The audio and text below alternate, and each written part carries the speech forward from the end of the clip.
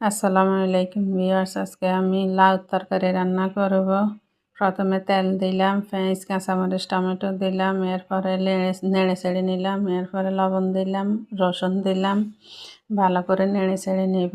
এগুলো নরম হয়ে গেলে হলুদ দিব আধা চামচ, মরিচ দিব হাফ চামচ, জিরার গুঁড়া অল্প একটু দিব। এরপরে নেড়ে চেড়ে পানি দিব, এরপরে ঢাকনা দিয়ে রাখবো। তারপর মাছ দিয়ে দিলাম, এই মাছ দিয়ে রান্না হয়ে যাবে। দেখেন মাছগুলো কষানো হয়ে গেছে। এরপরে লাউ দিয়ে দিব, লাউ দিয়ে ঢাকনা দিয়ে রাখবো। এরপরে একটু নরম হয়ে গেলে নেড়ে ছেড়ে আবার ঢাকনা দিয়ে দেব। দেখেন আমার লাউ তরকারি হয়ে গেছে। এখন ধনিয়া পাতা দিয়ে দেব, ধনিয়া পাতা দিয়ে নেড়ে ছেড়ে নিলাম। এবার পরিবেশন করলাম। দেখেন আমার লাউ তরকারি হয়ে গেছে।